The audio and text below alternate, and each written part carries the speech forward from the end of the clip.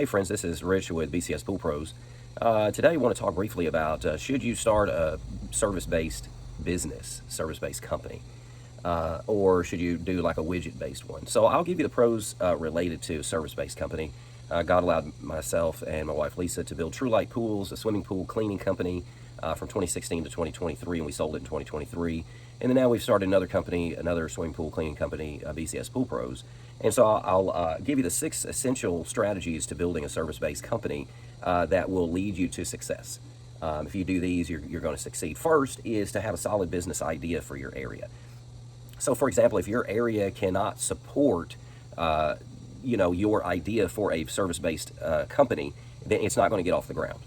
So if I was, let's say pools, if I was in an area that had a very, very small amount of pools and a cold climate, it's just not the greatest idea to do a swimming pool company there in that environment. Why we live in Texas, tons of pools in our area, more being built every year, and by many different companies. So they're going to need cleaning, and people don't want to clean them themselves. So anyway, it's a good idea for our area, and it's going to support the demand for my service is going to be supported in our area. Next is aggressively market your business. 1 to 3 years, you've got to aggressively market. So that means is that you can go door to door. I do not recommend going radio. It's very expensive for very little return on investment. So do online marketing, do door to door, getting people, talking with people, building those relationships. A service-based industry a lot of times is built on relationships and their trust for you doing the work. So as you get customers, then you're going to work the existing contacts that you have to start getting referrals. Make sure that they trust you. Make sure you're doing a good job.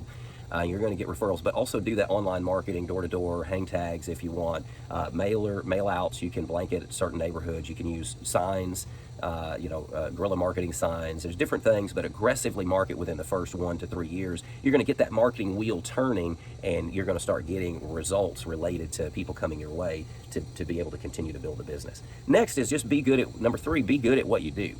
Just because you know a little bit about an area, you're asking a customer to switch from somebody else, maybe they're having problems with, and they switch to you.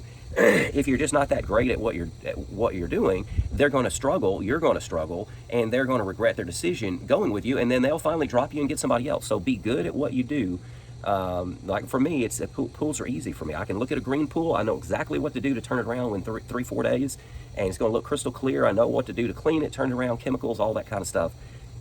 And so just be good at your industry, and so that whenever somebody comes your way, they don't have to switch to somebody else. They're there for a long period of time to help you continue to sustain and grow your business. Because of their satisfaction, they're going to refer you. A satisfied customer is going to continue to refer you, and you're going to get other customers accordingly. But you're not going to get that unless you're good at what you do.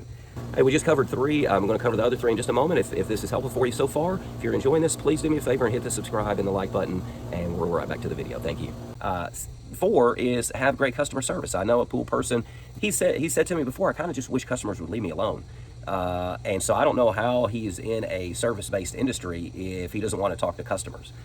Customers are your lifeblood. They want to build a relationship with you. And if you just want to be left alone, then maybe you should be in an area where you're not going to see customers very often. You're not going to have to interact with them that much. But basically, there's not a service-based industry company that I can think of that you're not going to have to interact with customers. So you need to work on your customer service. Be good at customer service. Be good at talking to people.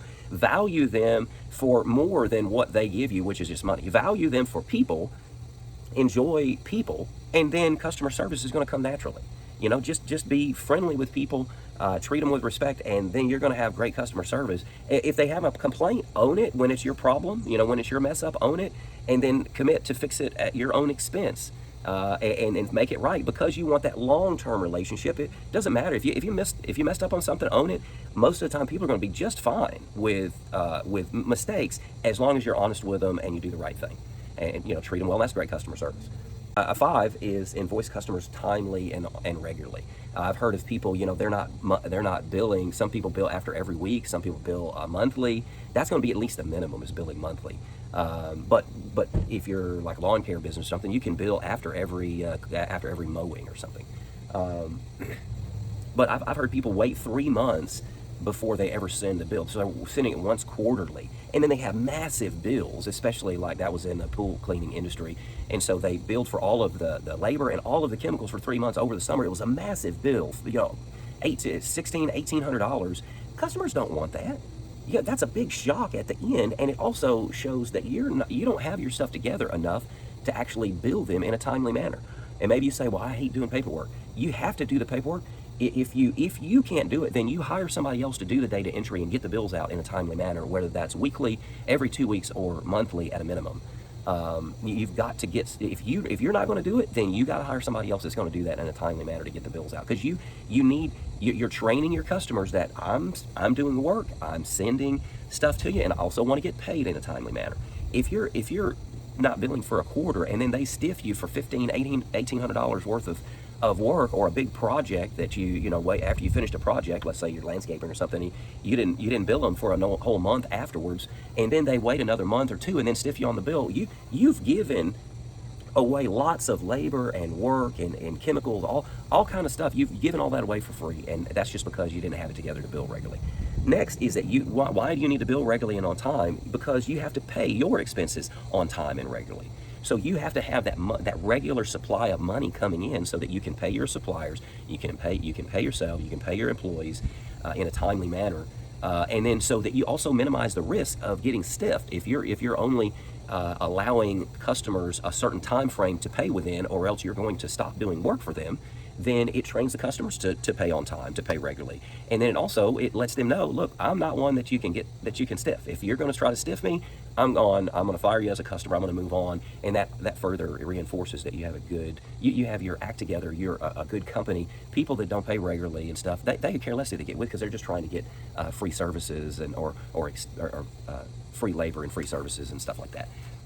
So kick them to the curb, get new customers. There's plenty of good customers out there that will pay whenever they trust you, and they will pay for great work. That's it. That's how you build a service-based company in a service-based industry, instead of building it off of widget number one, and then you have a lot of inventory, and then soon that's going to get old, and then you got to get widget number two or revision number two or whatever it is. You're going to gain ground a lot quicker in a service-based company because of labor, because of the effort that you put forth.